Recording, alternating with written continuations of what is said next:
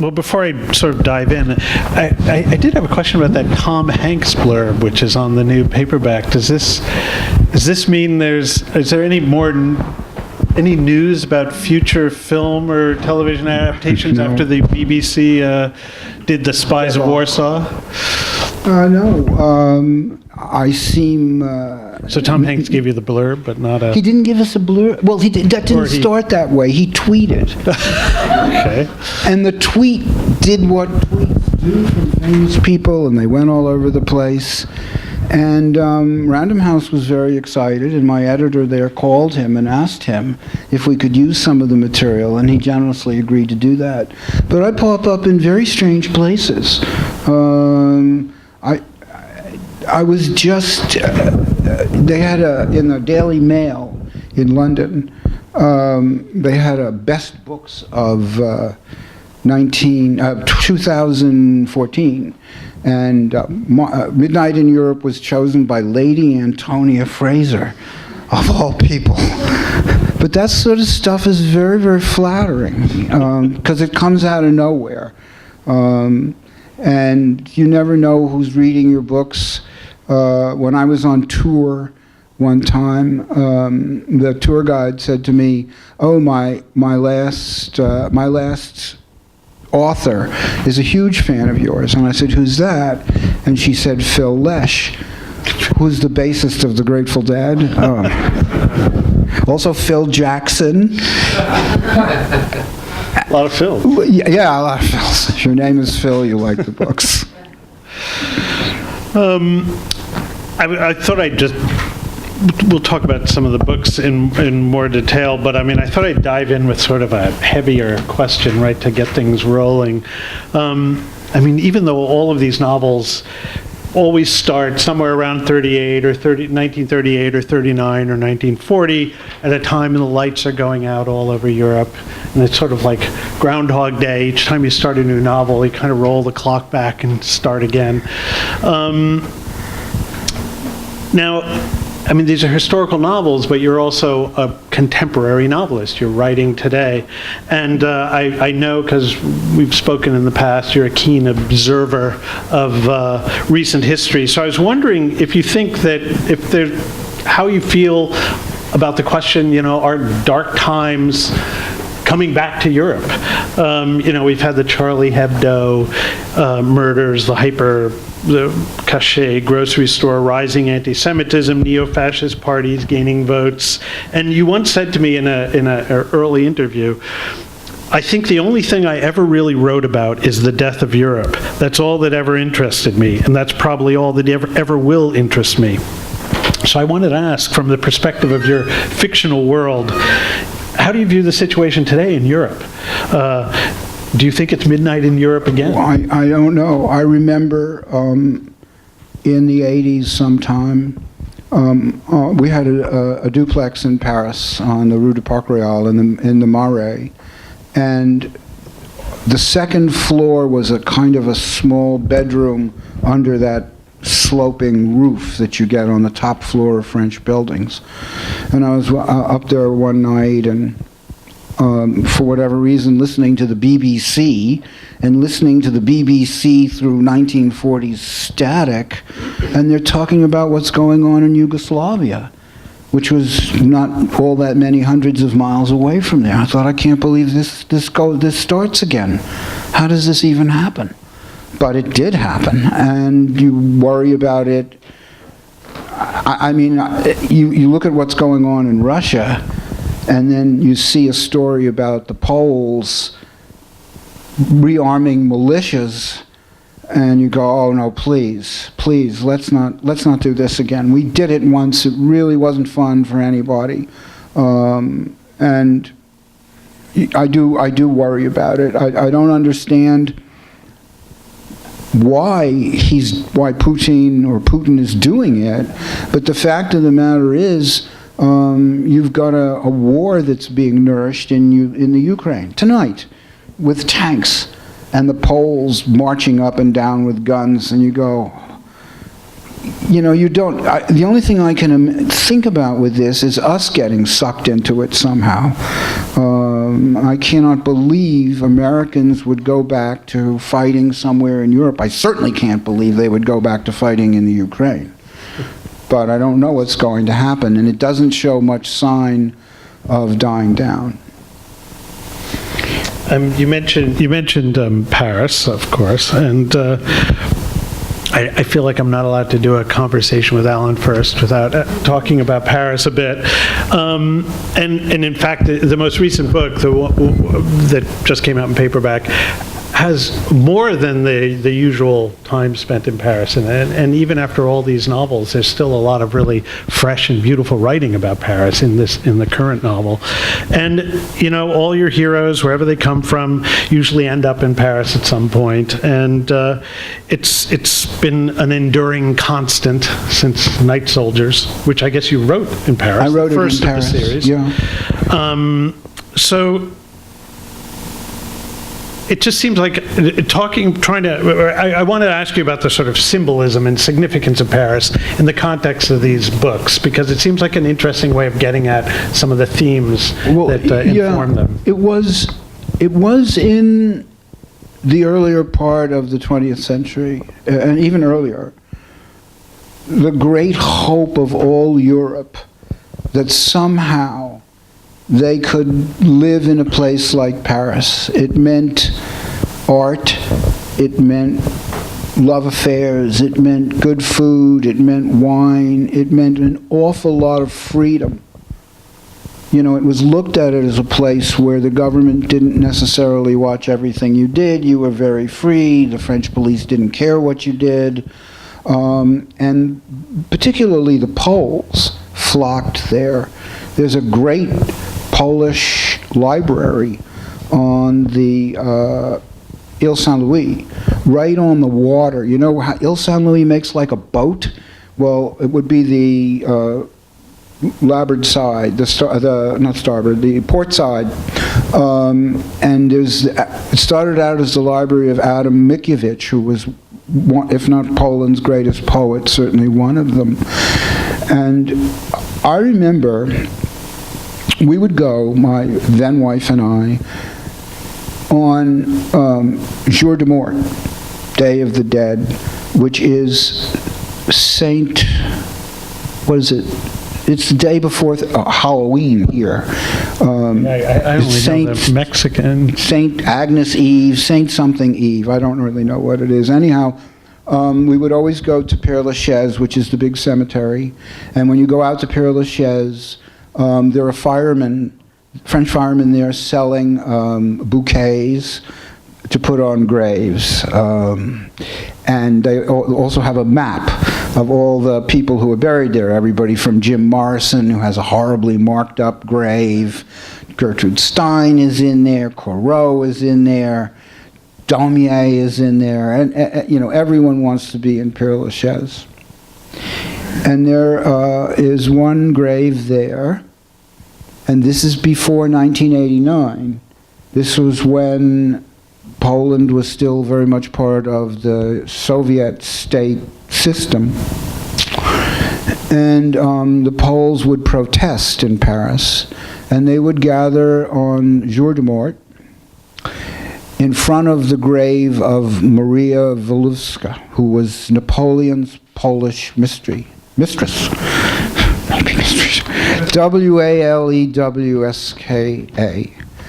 And they had little memorial candles burning all around this stone. And they had a boombox playing Chopin. And they stood there under umbrellas in the rain silently.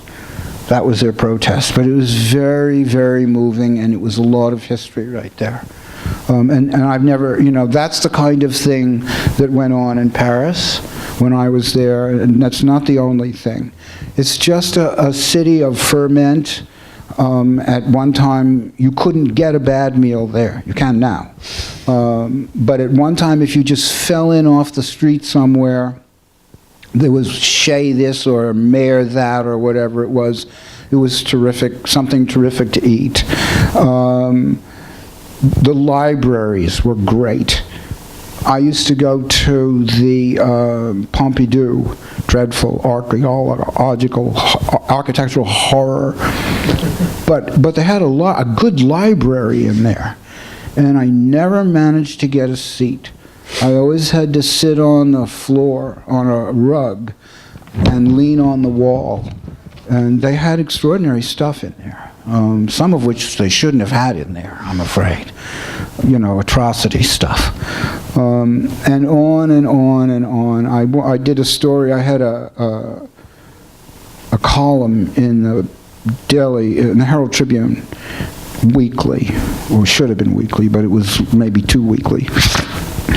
And I once interviewed the architect for Notre Dame. Notre Dame still has an architect, and there are building companies in Paris that do nothing but restore churches. You know, they have these enormous cables to lift these giant stones up. Anyhow, it's an exciting and interesting city. It certainly was to me. Because I grew up in New York, which is a commercial city, and it's fine, nothing wrong with it, all kinds of interesting people, but Paris was special to me then, at least. And I mean, how did it become, in the period you set your novels in, especially before the war actually breaks out? It's where refugees and exiles all ended up in. But we know it was always a place that exiles, governments and exiles, even in the 19th century, from Eastern Europe and stuff, ended up there. It's a very cosmopolitan city, and it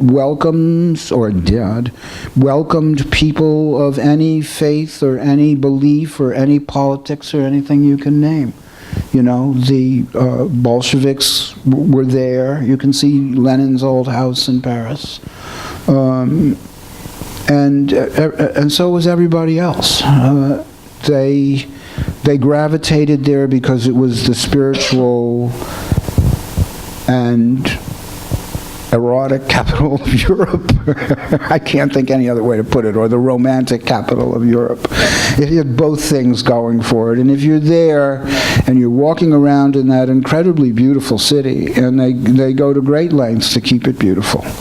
They spend incredible amounts of money on it because it is the leading producer of funds for France, by far, above anything else. I'll tell one story. My wife was working at the time for a big development company out of California in Paris as a landscape designer. And she worked for a woman who had a younger sister who had been a legs model. Remember legs? L-E-G-G-S? Those pull-on things? Very pretty girl. She got a job through the City of Paris administration, where every day she and a handsome young man would go from bridge to bridge, embrace and kiss passionately. That was her job. If you went to Paris, you had just better see a young, beautiful woman and a very handsome young man embracing on the Pont Neuf, or wherever it was. Interesting. They know what they're doing, the Frenchies. Let me tell you something. I'll tell you one other. Can I tell you what? Well, why not? I mean, I'll give you permission. There was a young woman who worked for Kaufman and Broad, who was from Avranches, which is over in basically southwestern Normandy. It was on the route of the invasion. And I asked her, we were at a party or something, she was about 20. I asked her, I said, why did you come to Paris? And she said, well, I was working in a slaughterhouse in Avranches, and I really didn't want to do that. And I said, what does your father do? And she said, he's a farmer. And I said, really? What does he farm? And she said, carrots. Now, I was a house husband in that period, and I went shopping a lot, and I knew exactly that carrots were practically something they gave you for free. So I went to a friend of mine who's very, very smart. Had lived in Paris many, many years. And I said, how can somebody afford to be a farmer of carrots in Avranches? And he said, oh, government subsidy. Big government subsidy all over rural France. He says, want to know why? I said, why? He says, because they keep it exactly as it was 100 years ago. And when people drive through that country, that's what they expect to see. So, I mean, it's hard to argue with. They know what they have something beautiful, and stewardship is a big deal with them. Really it is. And you wish it was more in maybe other places, but they take care of what they have because that's what there is. There isn't anything else. I'm going to shift gears. I have one question that I've always wanted to ask, and I'm not sure if anyone else even cares, but I've always been interested. The question is, why have you never killed off any of your heroes at the end of the books, any of the books? And the reason I ask is because they're not recurring characters. You don't bring them back except once. The chances of, the survival rate for people like this would presumably have been low, so it'd be realistic. Things can go wrong. And I was just wondering if, from a writer's point of view, was there ever a temptation to have a kind of sad, bittersweet sacrifice at the end? There's one very explanatory word for this. People who kill off heroes of their novels have a certain thing. It's called tenure. For me, $29.95 and kill the hero? They did a study years ago. Knopf, Houghton Mifflin, a bunch of other publishers, and they watched behavior in bookstores. And about 25% of the people who bought hardcover books looked at the end. And I knew, so I told this story, and a woman friend of ours said, oh, I do that all the time. She said, I don't want to be disappointed. And I learned that lesson. No, not only does the hero survive, he gets the heroine and they go away together. Right. Again and again. And I guarantee you, it's a promise. But what's funny, when I write it, I find myself liking the hopeful part of that. In a sense, saying this is what should happen, or what could happen in the best of all worlds. So if a novel isn't the best of all worlds, what are you going to get? So I don't kill off. I've become, I have to tell you, rather averse to violence writing these books because I have to write about it, and the more I write about it, the less I like writing about it. So I'm not ready to kill. I have a close shave.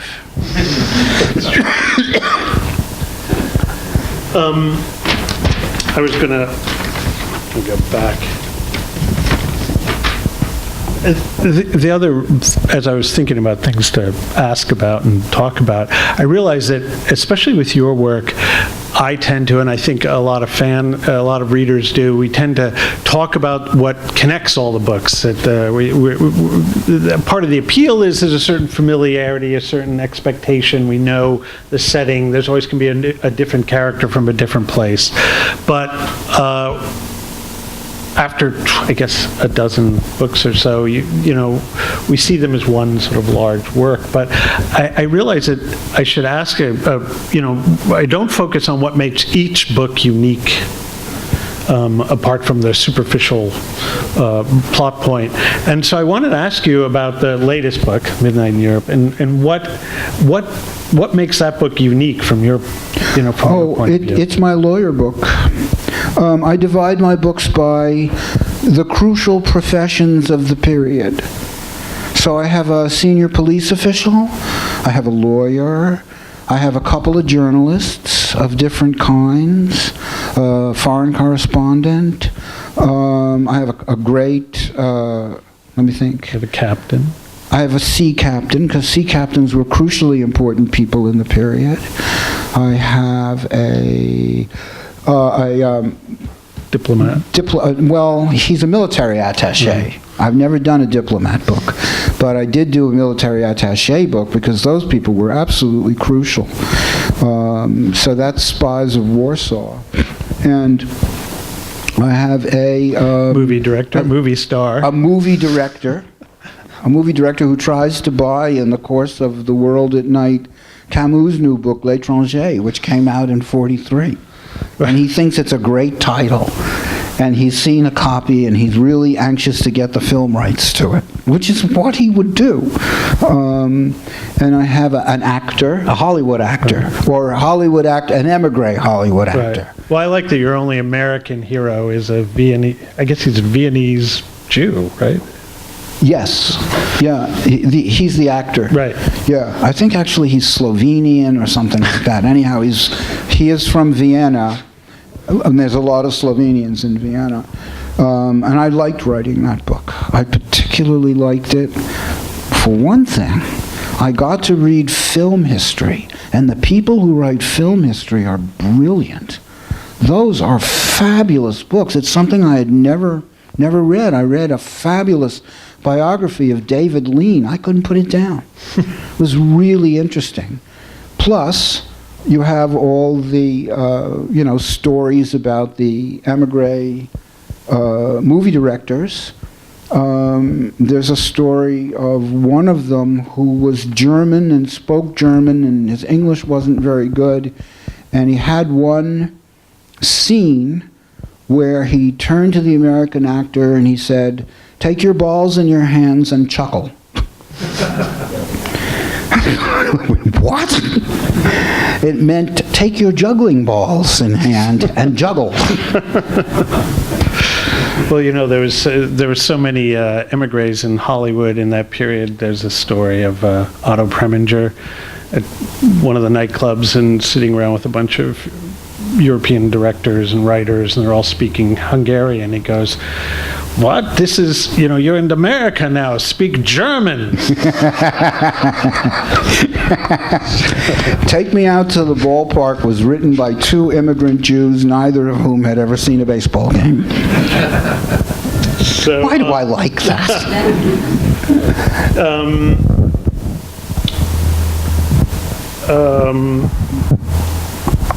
We should open the floor after this I'll ask question. one more question. Okay. I was because it came up while we were talking before in a way. I mean, this novel has the Spanish Civil War figures in it, and which you hadn't really touched on since, I guess, the second book, Dark Star. And it made me think of the other world that hasn't entered into the books that much since the very beginning is the Soviet Union. And, I mean, the Russians are kind of lurking in the background in some of the plots. The first book was very much a Russian book, Night Soldiers, and then Dark Star. And I was wondering if any Russians were going to be coming back. They might. I don't. It's funny. Paris Russians, maybe. Because Russians, there were really only two classes there. There were peasants and people who worked in steel mills, and then there was the political elite, and that's what there was. And you better damn well stay the hell out of the way of the political elite. The cover of the hardcover Night Soldiers has a man lying down on a couch with a pistol of some kind. That's a real Cheka executioner. That picture I found in some book somewhere, and it didn't have credits, so I thought, well, I don't think the guy's going to come after me, and if he does, he's not going to come with lawyers. So, anyhow, I haven't cited a book there. It's hard to write about it. Moscow, I've read a lot of books about Moscow. I'm a big Victor Serge fan, and he's the guy you want to read if you want to read about the Soviet Union and communism and all of that and what happened. But no, maybe I should go back to it. Maybe I should have something or other happen in Moscow. I haven't thought about it. I was there. It was horrifying, terrifying, awful place. They chased me around like you wouldn't believe, and they're very overt about it too. They don't, oh, we're following him. He notices. No, I had a very interesting time there. That's all I can say. Okay, so since we've got book signing and mingling and informal chatting, so now we want to do some questions Yeah, I can from open the up audience. the floor to any questions. We have a microphone. Have you ever thought about moving into the post-war era? Never. And there's a reason for it. There's a very interesting reason for it. If you go post-war, you are going into Le Carré country. And he is the perfect person to write about that period. Cold, upper class, brutal, hilarious British aristocrat. That's the perfect person to write about the wilderness of mirrors and all that strange stuff. I'm a romantic more, so I write about a period when everybody knew what good and evil was. It was real clear in the 30s to everyone, and I like that part of it. I don't have to discuss that at all. You know exactly who was who, what was what, and what everybody was trying to do. So it comes with my readers very much prepackaged, and that's a good thing for me because I know how to play those piano keys. I have a writing question. When you start your books, where do they begin? Do they begin with a character, or do they begin with the story? And then do you plot your story out from beginning to end, or do you just let it unfold as you're writing? I've tried plotting it out. I've tried writing scenarios. They last till page 60. And then they are gone with the wind. And the book is off on its own. My books generate themselves basically from the characters. And what I try to do, the way I used to do this, I don't quite do it the same way anymore. I have a wonderful thing. It's a 1952 Britannica.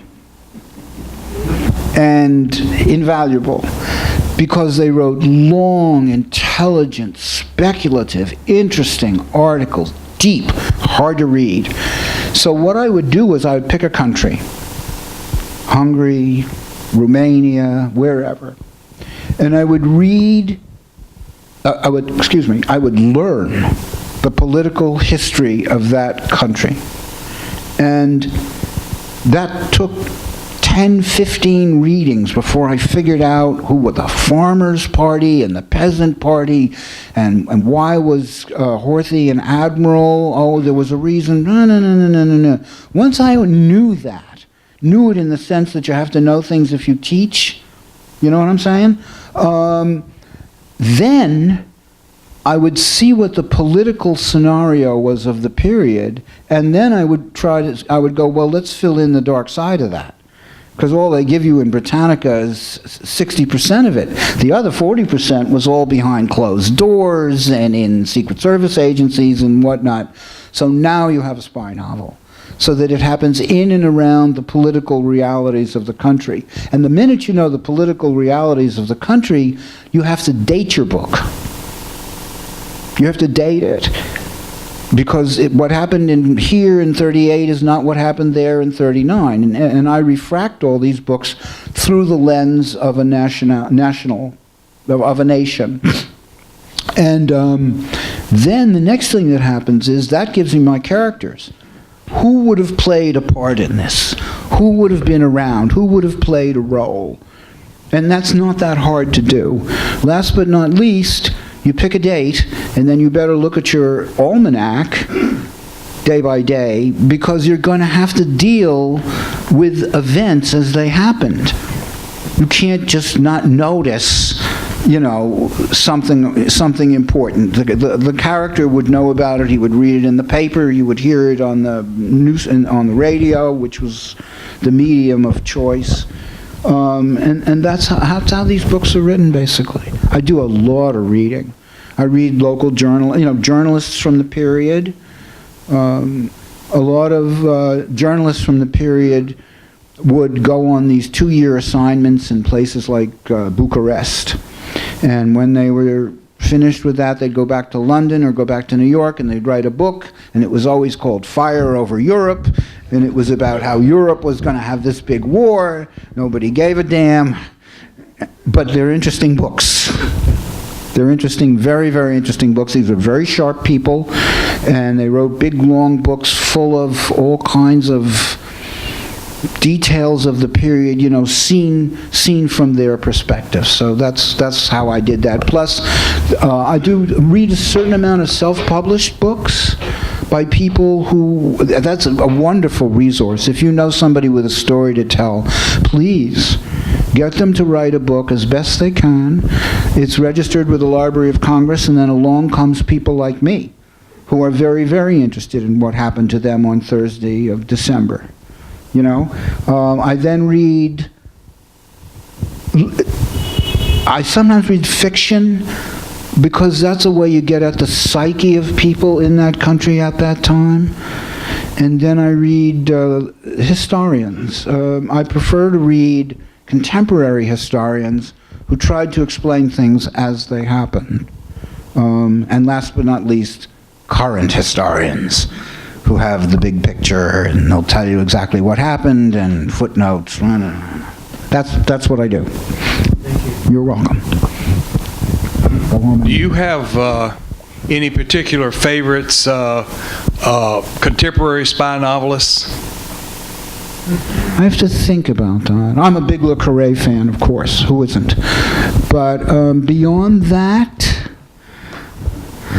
I really haven't. I don't read much contemporary fiction. I don't really have time and space for it. So I liked Charles McCarry. I thought he was a very, very good novelist. And I'm trying to come up with another name or two, but it's hard for me to do that because I don't really follow it closely. I get asked for blurbs a lot, and I try to read what I can and do the best I can for fellow writers insofar as I'm able. But are you thinking of a particular person? Several. Joseph Cannon. Joe Cannon was my editor at Houghton Mifflin when I wrote Dark Star and Night Soldiers. Because he's a post-war guy. He picked the post-war, that's true. And I think I just saw a book of his come out with Germany in the title. Berlin. Yeah, in Berlin. Yeah, I've liked the books of his I've read. I think they're interesting. He has an interesting way with the history. Another question back there. As a former correspondent in Moscow, I put in my vote for going back to Moscow if you can. Physically? I thought you captured the city pretty well, although obviously from a different era. Forgive me if you've been asked this before, but I imagine that you have some sort of like big flow chart somewhere that shows how all the characters intersect, or do you, or do you? No? I gotta go back and look at the books. What was this guy's name? No, I don't have any such thing. There is one in existence. The data manager at Kaiser Permanente in California did one of these things with dots and dashes and craziness, and I look at it and I go, did I do this? It looks like lunatic spaghetti. So no, I don't. I love the idea. Do you I ever love the idea. call him up just to check on something? No, but I do have people I call on the phone. I have helpers. I don't do this by myself. I have a fabulous wardrobe mistress lately who dresses not only the women but the men in my books. She's an antique clothes person and a freak for it. We're fellow freaks. And she just has the right thing to say. I remember we were talking about when I started writing Midnight in Europe, and I said, I'm wondering about, I want to have this woman in black stockings, and she said, well, nylon isn't until 1939, so they have to be black cotton stockings. And I said, oh, okay. And then she said, with a seam up the back. And I went, oh. Oh, thank you. It's that kind of detail that really, really helps. But I have these people, I know what books they're in, sometimes. And I have to go back and read my own introduction of them as to exactly what they looked like. In the book I'm writing now, I just used this spy, my favorite spy, S. Kolb. You can tell a spy, he doesn't have a first name. And I had to go back and read exactly what I'd written about him, because I'd worked very hard on getting it right the first time. But no, I don't have anything like that. I know a woman from Random House came out once to my house in Sag Harbor to write a piece for the Random House magazine. And she was there for a while, and she said, where are the filing cabinets? And I said, I don't have filing cabinets. What I have is all my books in the back. On the back, inside of the back cover, have page references. So if I kind of tend to remember where things are, or who would have said what. Now, occasionally I've been wrong. It drives you absolutely crazy if you can't find it. But basically that's how I do it. Plus I do a lot of stuff out of my head, and I make up a lot of stuff. It's not true. I made it up. It's a lie. More than you think. Oh, sorry. Yes, who would like to ask a question? I go to the bookstore in Madison Avenue, and like 20 years back, I was asking him, I was reading Charles Macari books, and, after a while, they became, really more, I asked what do I read next. He says, you have to start reading Alan Furst. So that's when I start. So the connection with Macari is great. But you write differently. But I have another one. From the old ones, which one have influenced you? Well, Eric Ambler. Eric Ambler. Influence is not the word. Influence is not the word. In my copy of Coffin for Demetrius, on the back page, the white page, is the first paragraph of Night Soldiers, written in flow pen on an airplane. Oh, it's unbelievable. He wrote that book in 1938. He's the most prescient writer I've ever read. I like some of Graham Greene, and then I like some other people who aren't considered spy novelists, but who do write about the period. Anthony Powell does, for example. Waugh occasionally does. I like the British writers. Yeah, I would say also Ambler, if you haven't read Eric Ambler, especially in the context of Alan Furst's work, I mean, Ambler had a long and varied career, but there was a group of books he wrote during this period and about the same period, 38, 39, 40, 41, and then they kind of shift, but the 3 or 4 novels written in that period, Coffin for Demetrios, and I always forget all the names, but Journey into Fear. No, Journey into Fear is Graham Greene. Maybe, wait a minute, it is Ambler. I don't remember the names, yeah. But it is Ambler. You got to pick the dates very carefully when they were published. You would just want that little window there. He taught me a lot. They're great, yeah, and I mean, there's a interesting overlap, but they're different, and yet they're taking place in the same world. He was writing contemporaneously. Right, sir. Sir, you are my favorite novelist, Thank you. and in The World at Night, you had my favorite character, Jean Casson, the movie guy. And then you, for the first time, you put him in a second book. I want to know, was that a good experience for you, having the hero twice? Did it turn out people didn't want that? They wanted something new? And you haven't done it again, so that's perhaps an answer. What I offer you is what my Irish wolfhound used to do when he was annoyed. He would do this. 135-pound dog, he didn't have to do much more than that, but his lip would go up. I meant never ever to write a sequel. I had an editor at Random House who wanted a sequel, and she said, well, how would you feel about using this character again? He's a great character. I said, no, I don't think I should write a sequel about anything, because I like the idea of discovering the lead character throughout the book, rather than, and I like Robert Parker really well, but I could never do what he did.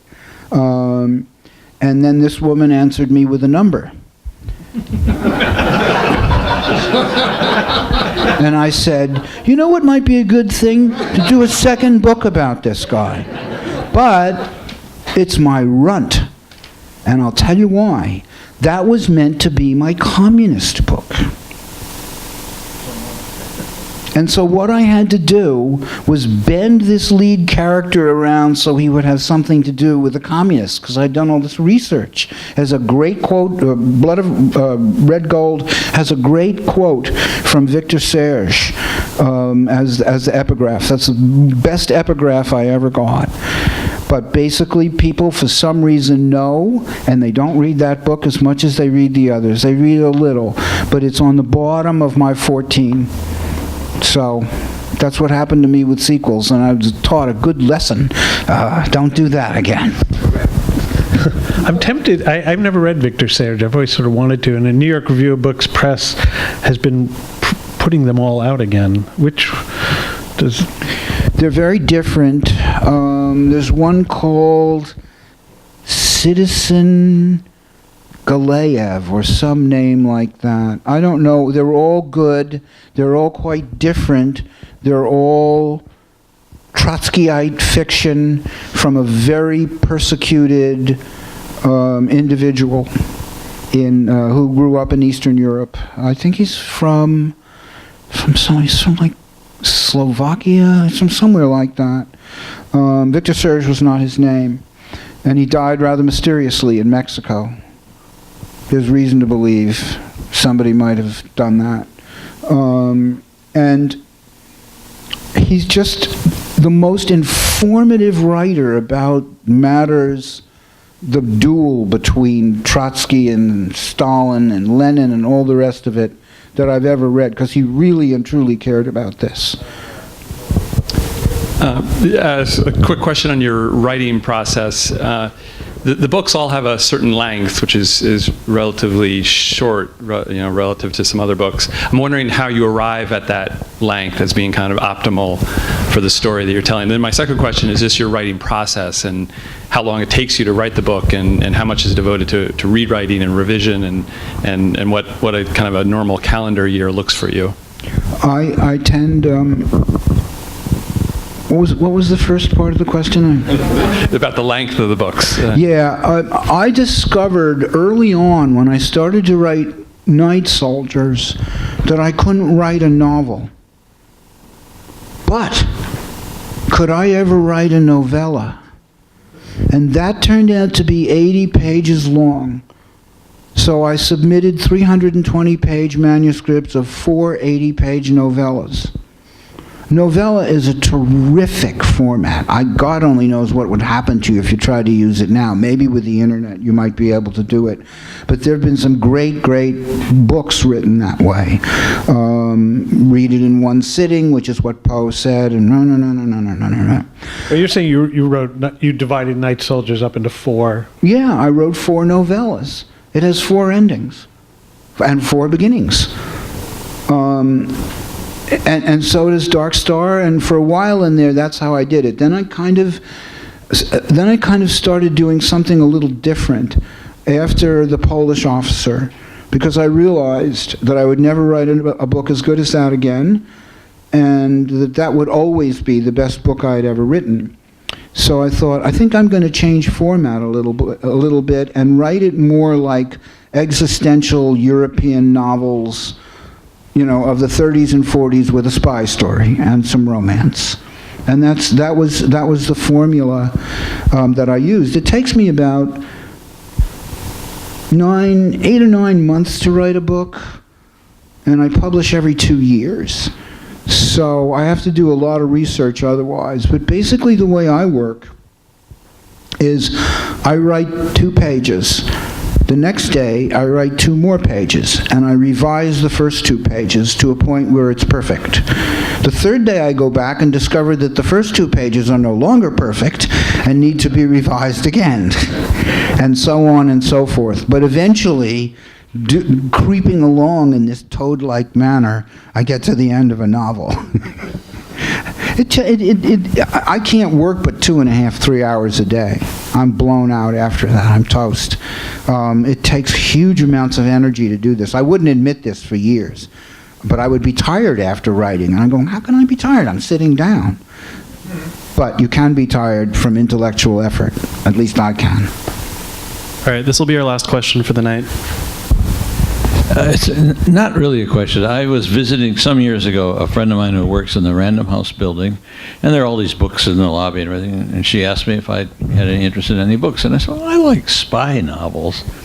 And she gave me The Polish Officer, which I thought was a masterpiece, and I believe I've read everything you've written, and I can't get enough of it, and I just am thrilled to have an opportunity to tell you that, because I love it. Thank you so much. So do I. So do I. And I'll tell you something about that book.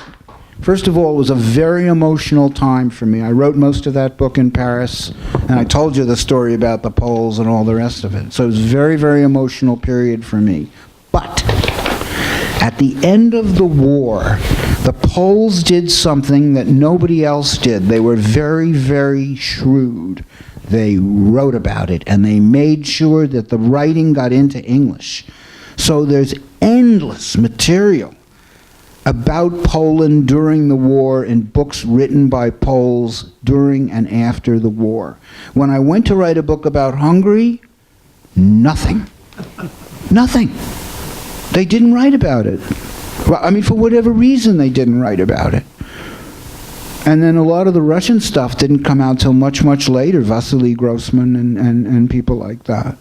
Because they weren't allowed to write about it. Or, you know, you can read Babel, you can read little bits and pieces of stuff here and there, but there's not very much. And then you get to Italy, and there's Moravia and a few other people. But the Poles, man, they really went to town. And they wrote fabulously interesting books, and I had all that material, and that's one reason why The Polish Officer is as good as it is. Thank you for asking. All right, well, that just about does it for tonight. Thank you all so much for coming out. Thanks to Alan and Mark for being here. Let's have a hand.